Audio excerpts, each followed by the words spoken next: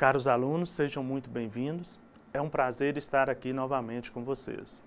Nesta aula, trabalharemos o transporte e a logística, os tipos ou modais de transportes, a importância dos estoques, a importância da tecnologia da informação na logística, as atividades de apoio à logística e, por fim, falar um pouco sobre a importância da logística na sociedade.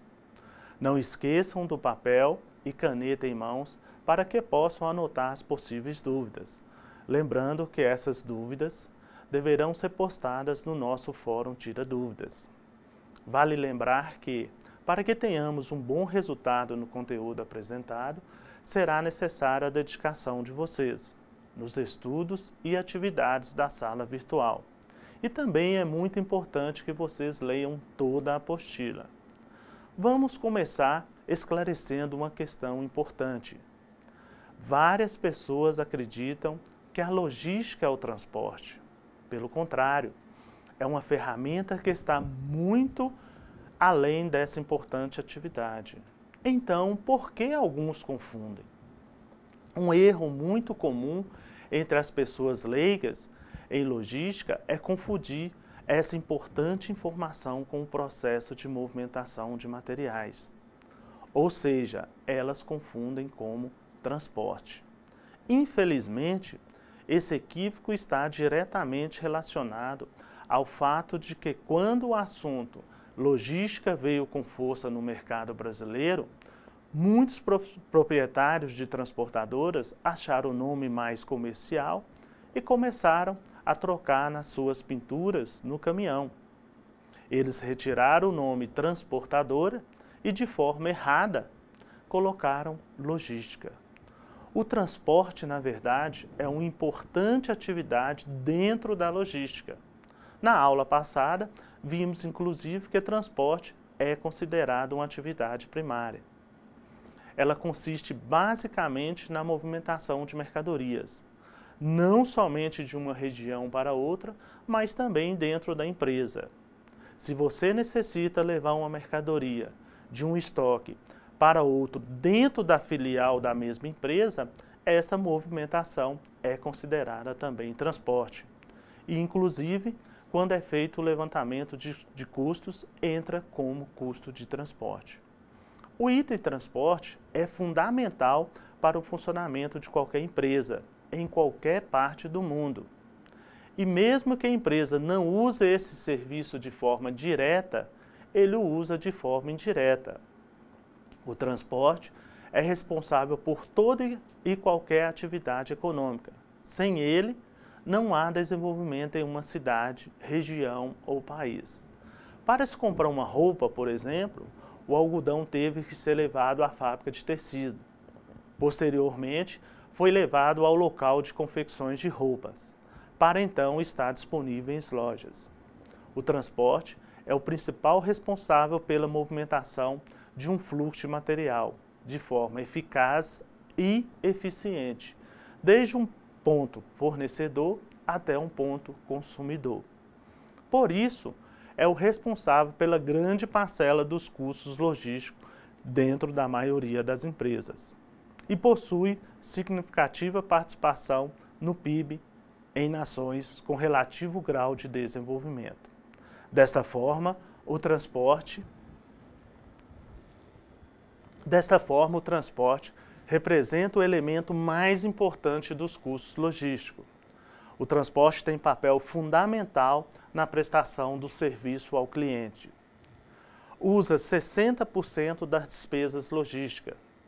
Pode variar entre 4% e 25% do faturamento bruto e, em muitos casos, supera até o lucro operacional. O transporte ele busca soluções imediatas que satisfaçam o cliente. O transporte também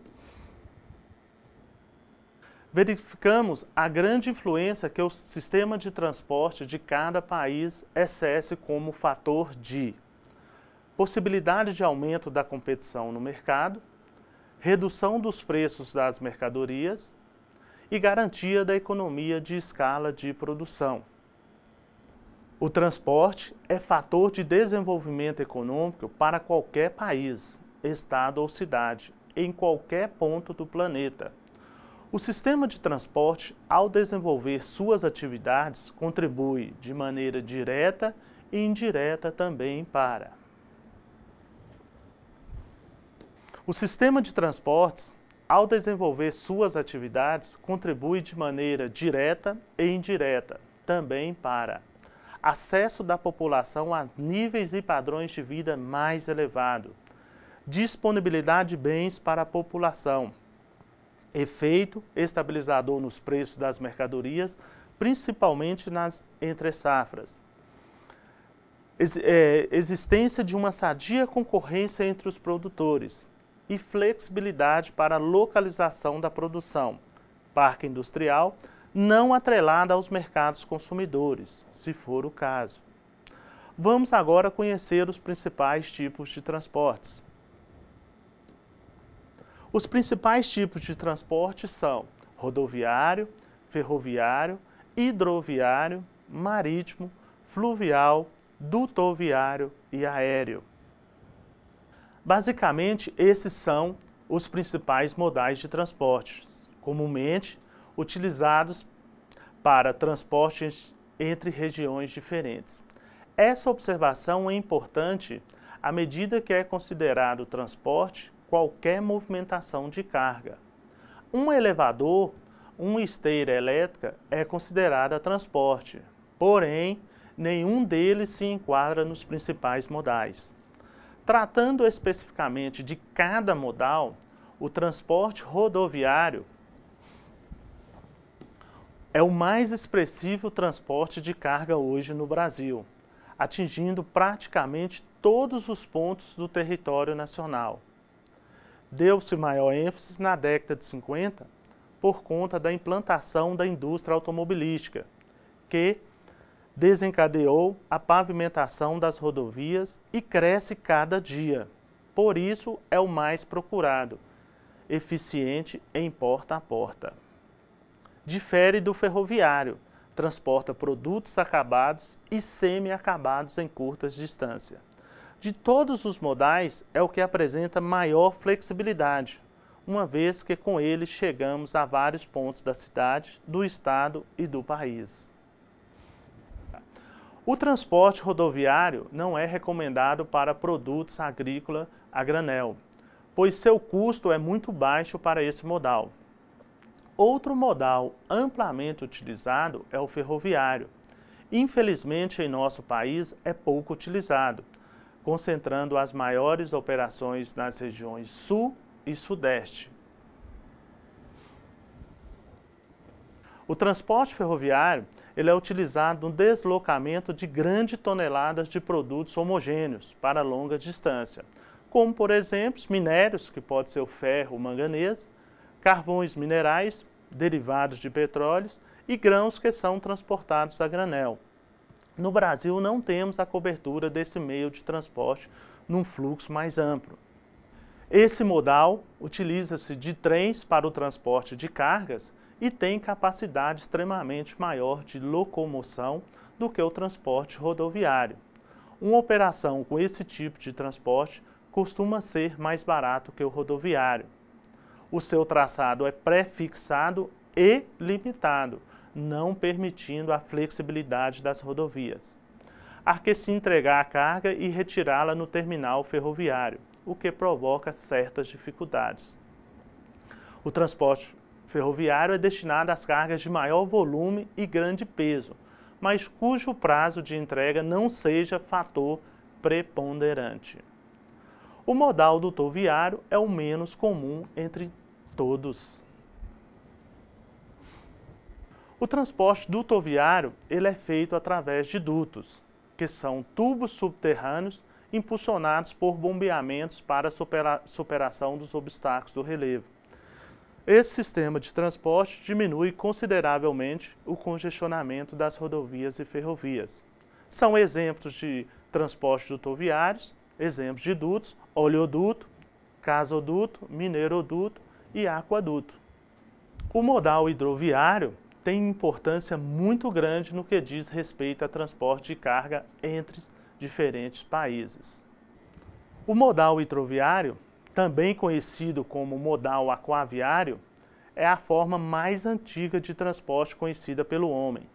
Inicialmente, utilizamos as embarcações a velas, que foram substituídas por embarcações a vapor em meados de 1800 e logo em seguida, após a Revolução Industrial, pelo motor a diesel.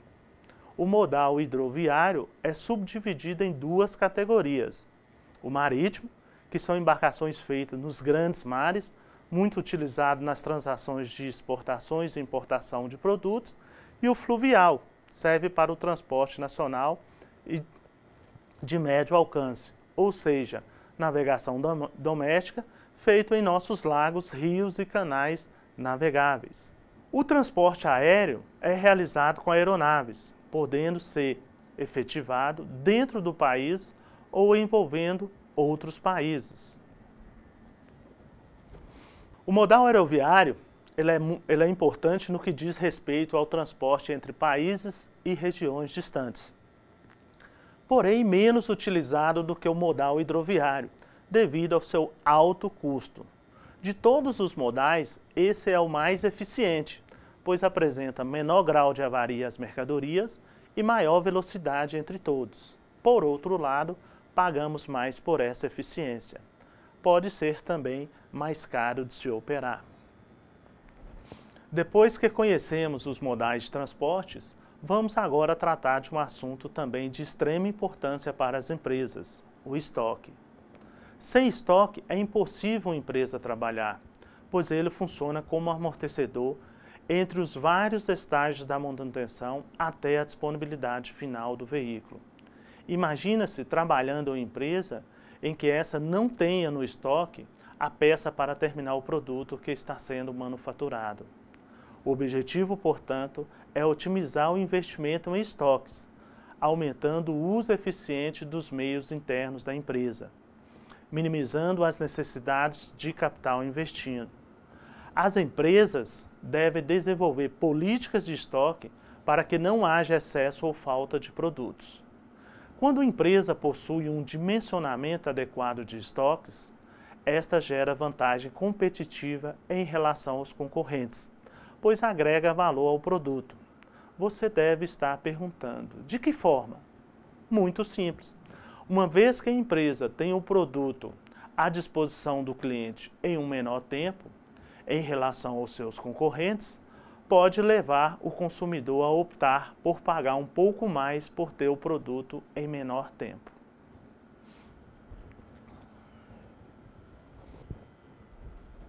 O estoque representa uma importante atividade logística, representa uma parcela significativa do que ela gasta em logística na empresa. Essa fatia de custo pode variar entre 40% a 50% dos custos e investimento de logística em empresa. Torna-se dessa forma de suma importância dimensionar os estoques, ou seja, estabelecer os níveis de estoque adequados ao abastecimento do sistema produtivo, sem que exista excesso em estoque ou quantidade insuficiente. Um estoque demasiado grande conduz a uma elevada imobilização de capital, bem como a elevados custos de manutenção. Por outro lado, estoques insuficientes podem resultar em deficiências no atendimento. Os estoques e armazéns de empresa podem ser próprios ou alugados. Hoje é comum termos empresas terceirizando esse serviço ou mesmo alugando a estrutura. Se a empresa decide investir na compra de um armazém, ela terá um capital parado. E aí entramos em uma discussão financeira. Muitas vezes a empresa deve deixar de ganhar dinheiro e investir alto para manter sua própria estrutura. Vamos agora compreender de que forma a tecnologia da informação transforma os processos logísticos.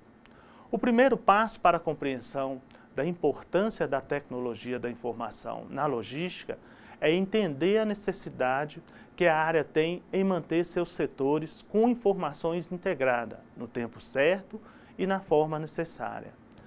A diferença entre a logística medíocre e a excelente é frequentemente a habilidade tecnológica dos sistemas de informação da empresa. A velocidade com que as informações precisas de vendas são comunicadas pelo setor logístico é fator determinante na eficiência das operações e com o nível de serviço oferecido ao cliente. Basicamente, as informações são essenciais para que possamos manter a cadeia logística em funcionamento. É a alma da operacionalidade de nossa logística. Ao contrário do transporte, que apresenta um gasto aproximadamente de 50% da cadeia logística e do estoque que consome uma fatia de 40%, em média, o que se gasta com a tecnologia de informação gira em torno de 1 a 4% dos custos com a cadeia logística.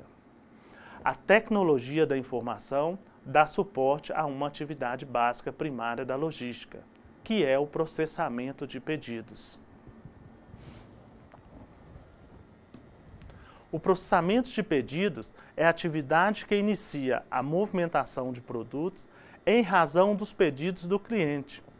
Essa atividade, associada ao transporte e à manutenção de estoque, forma o que pode ser denominado de ciclo crítico das atividades logísticas.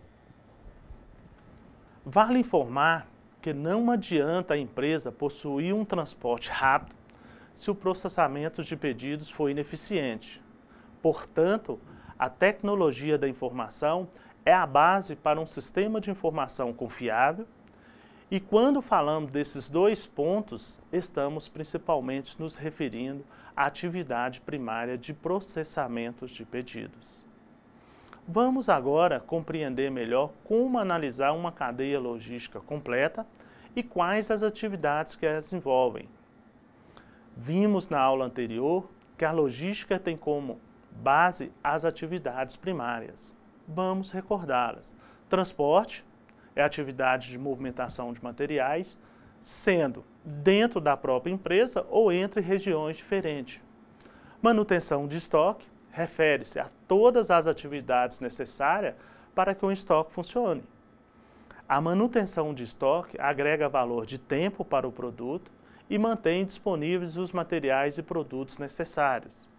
E o processamento de pedidos é atividade com custo relativamente baixo, porém de grande importância, pois mantém os processos logísticos abastecidos de informações necessárias para o planejamento e as tomadas de decisões. Agora que relembramos as atividades primárias, chegou a hora de conhecer quais são as atividades de apoio que apoiam cada uma delas. Apesar de serem conhecidas como atividades de apoio ou atividades secundárias, a importância delas é muito grande, pois dão total e completo suporte para que as atividades primárias possam acontecer de forma mais tranquila.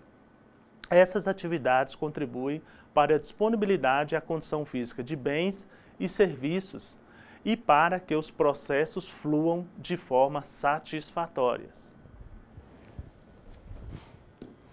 Então, as atividades de apoio secundárias são atividades que dão apoio às atividades primárias. São elas armazenagem, manuseio de materiais, compras, embalagem protetora, cooperação com produção e operações e manutenção de informações.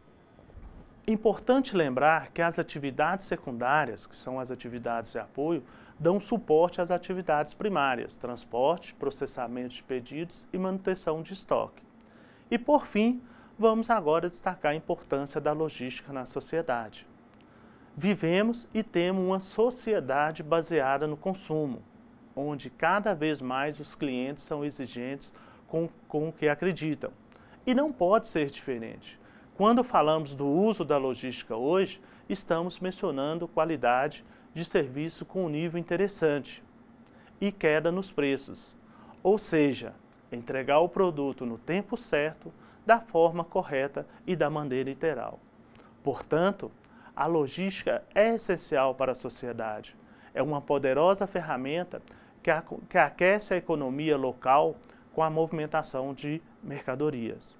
Nos anos de 1960 e 1970, a logística deu um grande passo para o seu desenvolvimento e adaptação junto às empresas, uma vez que é oriunda do setor militar. Após a década de 1970, a logística enfrenta forte desenvolvimento e consolidação nos planejamentos e organizações. Bom, pessoal, com isso, encerramos os assuntos da nossa segunda videoaula. Espero que vocês tenham gostado e tenham absorvido o que vimos aqui hoje. Lembre-se de acessar a sala virtual, participar dos fóruns e postar suas dúvidas. E não esqueçam dos estudos da apostila. Por enquanto é só, bons estudos e até a próxima aula.